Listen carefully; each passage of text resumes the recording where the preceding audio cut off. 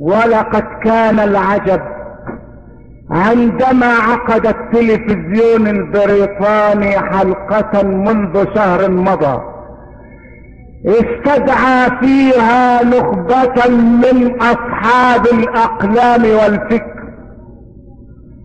حضرها الصحفي الاوحد محمد حسنين هيكل ومحمد سيد احمد الشيوعي ومندوب من الامن القومي الامريكي. فماذا قال الثلاثة عن الاسلام؟ اسمعوا ماذا قالوا عن الاسلام. قال مندوب الامن القومي الامريكي ان الاسلام يمثل الان ثلث سكان العالم ويحتل ثلث مساحة الارض، وانه ينتشر ويزداد كل يوم لانه دين يخاطب العقل ويتمشى مع المنطق، ولذلك ما من يوم يطلع فجره الا ويزداد الاسلام انتشارا. فماذا قال صحفينا؟ ماذا قال السيد هيكل؟ قال مدير الحلقة: فما رأي الأستاذ هيكل بوصفه من المسلمين؟ أترى أن الإسلام سينتشر؟ ثم أترى أن المسلمين ستقوم لهم وحدة على وجه الأرض؟ قال السيد هيكل بالحرف الواحد: أما أنا فأرى أن الإسلام لن ينتشر ولن يتحد المسلمون، وأسأل الله ألا يأتي هذا اليوم.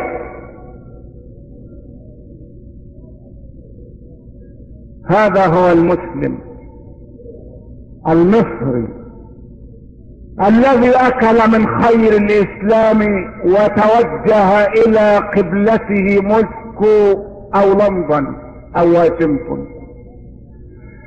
أما سيد أحمد الشيوعي الملحد الأحمر فقال إن الإسلام يشكل خطورة على الأمة العربية.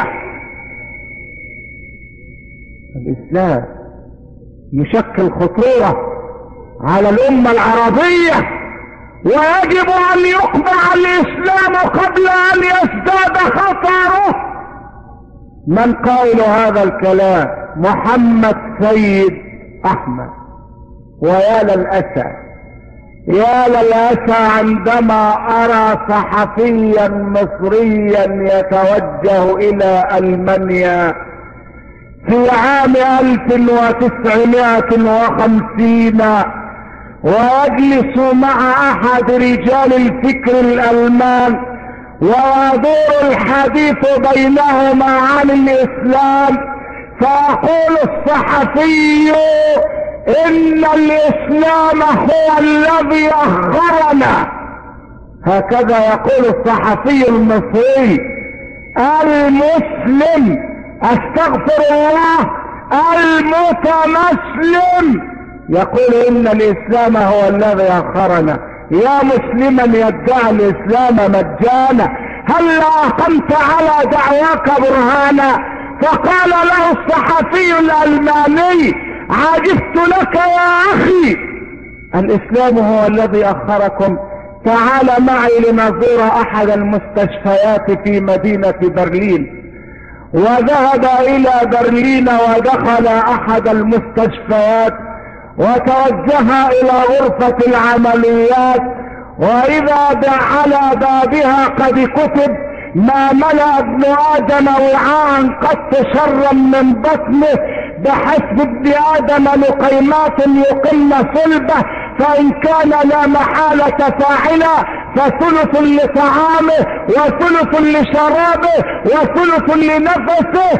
القائل محمد بن عبد الله. يا للأسى، يا للأسى، يا حسرة على العباد. قال الألماني للمصري الجحود الكنود: أتعرف محمدا هذا؟ قال المصري: إنه نبينا. نبينا، نبي الإسلام الذي تدعي زورا وبهتانا أنه أخر بلادكم. قال الألماني: هذه العبارة الحزينة يوسفني يا أخي أن يكون جسد الإسلام في بلادكم وروحه في بلادنا. نعم، هناك صدق وهناك أمانة وهناك نظام، وهنا غش وهنا كذب وهنا نفاق، هناك رأي وهناك حرية وهناك تمحيص. والأمة العربية انشقت على نفسها واصبح حالها كحال الغنم الشريدة في الليلة الشاتية، والمسجد الأقصى يبيت يشكو لربه ظلم العباد. أمة بلا قرآن لا تساوي شيئا، وأمة بالقرآن تساوي كل شيء. وأصبحت صحفنا اليوم تبكي وتتباكى لأن رئيس باكستان محمدا ضياء الحق، أسأل الله أن يجعله ضياء وأن ينصر به الحق، فقد أقام للإسلام دولة في باكستان.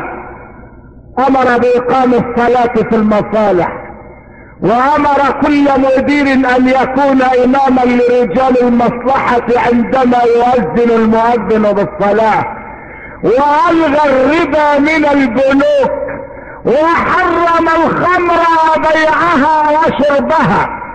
وبعد ذلك تباكت صحفنا اليوم لأنه نفذ حكم الله في رجل خرب البلاد اسمه بوتو. تباكت صحفنا لماذا نفذ فيه حكم الإعدام؟ لماذا لم تتباكوا عندما علق رأس عبد القادر عودة في حبال المشانق؟ لماذا لم يجرؤ سائل أن يقول لماذا شنق سيد قطب؟ إن من الجرائم التي لا تنسى أن